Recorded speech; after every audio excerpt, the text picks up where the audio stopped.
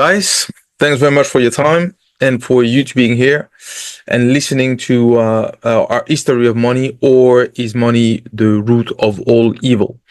The the part number five, what we're gonna tackle today will be a dangerous equilibrium in the modern monetary system and its dark underbelly. As you can see, my slide now on my desktop, you can see that we are going to analyze the modern monetary system, focusing on its complexity, its susceptibility to crisis, and its potential for exploitation and dramatic human corruption. So now, as we segue from part number 4 to part number 5, we can say that the transition from the era of paper money to our current financial landscape, we find ourselves standing at the precipice of a new monetary paradigm. The simple paper notes that once revolutionized trade have evolved into a complex, interconnected global system that touches every aspect of our lives. So this part, a dangerous equilibrium, the modern monetary system and its dark underbelly. In this section, we'll try to provide a deeper dive into the intricate web of modern finance, exploring not only its economic foundation, but its profound impact on society, politics, and even the very nature of human interaction. Our exploration will take into the dizzying heights of high finance to the troubling depth of exploitation and corruption. We'll try to examine now not only how the complexity of our current system create both unprecedented opportunities and dangerous vulnerabilities. We'll look at how it shapes global crisis, enables a new form of exploitation, and even threatens the very foundation of democratic governance. So this journey will not be simple. It will be challenging as we confront some uncomfortable truth about the world we have all created, because we all contribute to it. We'll see how the same systems that drive innovation and growth can also concentrate wealth and power in ways that echo the darkest chapters of human history. Yes, because we believe that because slavery is done, and now anti-Semitism is also behind us. That is not true. It's actually the same system still exists, but with more complexity and more technologies. From the arcane world of derivatives and monetary policy to the disturbing realities of youth exploitation in the digital age, and finally to the specter of oligarchy and dictatorship. We'll connect the dots, we'll try to connect the dots at least, between seemingly disparate issues. In doing so, we'll uncover the common thread that runs through them all, the transformative and often destabilizing power of our modern monetary system. As we navigate these complex waters, remember that knowledge is the first step forward change. By understanding the system we've created, we can begin to envision ways to reform it, to harness its power for the greater good, while mitigating its potential for harm, or to imagine a society where money will not be existing anymore, to have a society driven by knowledge, driven by faith in God, but also to have a personal development. So let us begin this crucial exploration of the modern monetary system, a system that, for better or worse, shapes the world we live in and the future we are creating. So as an introduction, I would say, ladies and gentlemen, as we delve into part number 5, our exploration of money's evolution, as we said, the root of all evil, potentially, we find ourselves face to face with a sobering reality. The modern monetary system, while a marvel of financial engineering, has become a powerful tool for evil and corruption. Today, we'll examine how this complex systems enables and often encourages nefarious activities on the global scale, with a particular focus on its impact on vulnerable youth. Now, first of all, the complexity of modern finance. The modern monetary system is a labyrinth of interconnected institutions, policies, and financial instruments. This complexity is evident in several key areas. First of all, fractional reserve banking. Banks operate by keeping only a fraction of deposits on hand, multiplying the money supplied by introducing systemic risks. This practice amplifies the money creation process and can lead to bank runs and financial instability if not properly managed.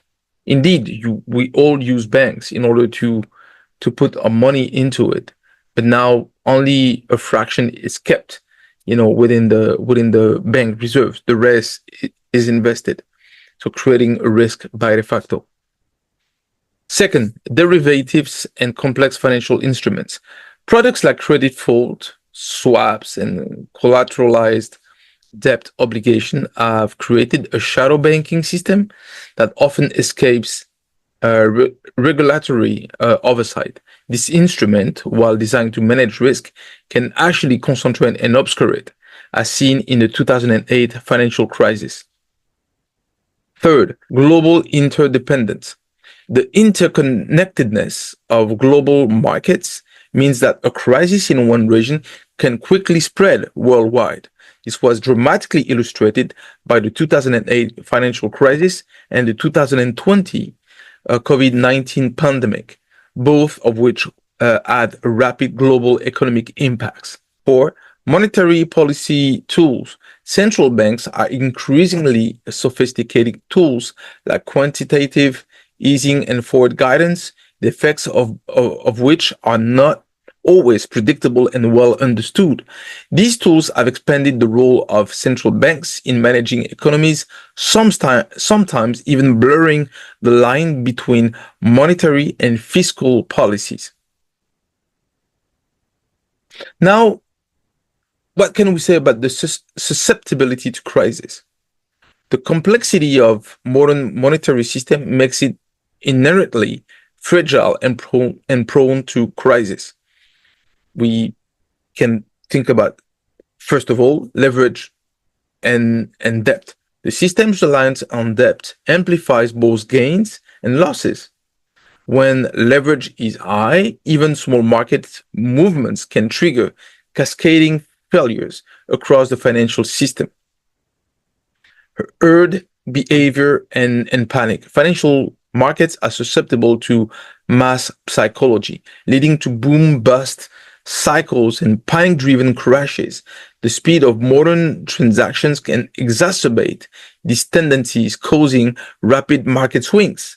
So we can see things are shifting really rapidly. Someone that has a strong, presence in the market can literally drive into a herd level of panic to sell or buy, extremely quickly, which changes fundamentally the way that the system is built, and there's no guardrails or safeguarding elements in order to prevent from this kind of massive effect. Systemic risk. The failure of a single large institution or market can trigger a domino effect. The concept of too big to fail institution highlight the vulnerability of the entire system to the actions of a few key players. Technological vulnerabilities. High frequency trading and cybersecurity threats introduce new forms of systemic risk. A single algorithm malfunction or cyber attack could potentially destabilize entire markets. We've seen that with AT&T recently. We've seen that with other situations where an attack on the system can have catastrophic effect on the global system. Regulatory gaps. A financial innovation outpaces regulation. New products and practices can emerge that expose the system to unforeseen risks. Regulators often find themselves playing catch up to address these emerging threats. And this was exactly the case for the 2008 financial crisis. Third, the potential for exploitation. The complexity of global nature of the modern monetary system create numerous opportunities for exploitation. First of all, regulatory arbitrage. Financial institutions can exploit differences in regulations across jurisdictions, regions, or countries to minimize oversight and maximize profit. This race to the bottom can undermine the effectiveness of financial regulations. Information asymmetry. Those with privileged information or advanced analytical capabilities can gain unfair advantages in markets. High frequency trade firms, for example, can profit from microsecond level market movements unavailable to ordinary investors. Once again, we come back to too big to fail. Large institutions may take excessive risks knowing they're likely to be bailed out in a crisis due to the systemic importance. This moral hazard can lead to reckless behavior and privatized gains with socialized losses. Yes, because if they make gains, they keep the money for them. If they loses, they're using the system to prevent them from failing or from bankruptcy. So at the end, they're using the system in order to continue to capitalize on gains. But when they lose, they turn to the government in order to help them without, retribution or without, even some safeguarding, elements in order to prevent that from happening again. Financial engineering. Complex products can be designed to obscure risks or exploit loopholes in accounting and tax laws. These can lead to the creation of financial time bombs that may not be apparent until it is too late. Market manipulation. The sheer size and complexity of markets makes them vulnerable to various forms of manipulation, from high frequency trading algorithm to coordinated actions by large players. Now, offshore finance and tax havens. The global nature of finance allows for the concealment of wealth and evasion of taxes and regulations. These can deprive governments of needed revenue and create safe havens for illicit funds. So this is also something that is happening in different countries, for example, in Europe, or if you take Delaware in US, this is where you can actually use specific, element of taxation to take advantage of the specific, element in this country. And this is, for example, valid for Luxembourg in Europe, or Switzerland, in Europe. And when you have, or Cyprus, for other places, when you can take advantage of the certain level of specific taxation or offshore finance element. Part number 4, the digital marketplace, youth and on-demand sex work. The rise of digital platform has created a new troubling dynamic in the world of sex work, particularly affecting young people. First of all, easy access. Social media and content sharing platform have made it alarmingly simple for young people to enter the world of sex work, often without fully understanding the long-term consequences. So we see with OnlyFans and other platforms. On-demand content. The ability to produce and sell sexual content on demand has led to a surge in youth participation, driven by the promise of quick and easy money. Third, financial pressures. Economic hardships, especially during events like the COVID-19 pandemic, have pushed more young people towards online sex work as a means of income. Escalation of risk. For escalation of risk, the competitive nature of these platforms often compels young people to engage in increasingly risky behaviors to maintain their subscriber base and income. So the more that they want to generate money, the more risks they take, or the more, adventurous they become into, sexual content. 5, exploitation and trafficking. The ease of online transactions has created new avenues for exploitation, including the trafficking of minors for sexual purposes. This is the worst of the worst. We've seen what's happening in US at the moment, trading, the trafficking of minors, of migrant minors that are trafficked in US. Point number 5, the normalization of youth exploitation. Modern monetary systems emphasis on profit has led to a disturbing normalization of youth exploitation, glamorization.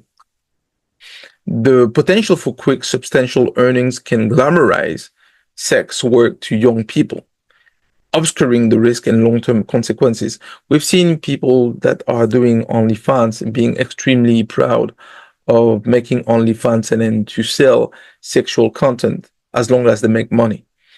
Desensitization. The prevalence of youth generated sexual content online can lead to societal desensitization to the exploitation of minors, because this is so normally, available everywhere. Now it's becoming something normal. Market demand. The monetary incentive creates a market for youth generated content, perpetuating a cycle for exploitation.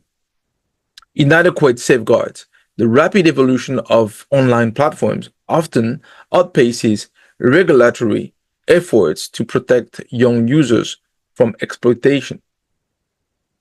Now, if we look into, now we've covered different elements from, the impact of the modern monetary system on the youth exploitation, the way that the finance can be used and manipulated in order to maximize the gains, to maximize the financial gains out of the monetary system. Now, let's look into what will be the impact on the political realm. Okay, now on part number 6, the oligarchic slide towards dictatorship. The modern monetary system's tendency to concentrate wealth and power creates a dangerous trajectory from oligarchy to potential dictatorship. First of all, wealth concentration. The system inherently funnels wealth to a small elite, creating an oligarchic class with disproportionate influence. Political capture. As wealth concentrates, so does political power. Oligarchs can effectively buy political influence, shaping policies to their benefits. Media control. Wealthy individuals and corporations can acquire or influence media outlets, controlling the flow of information to the public.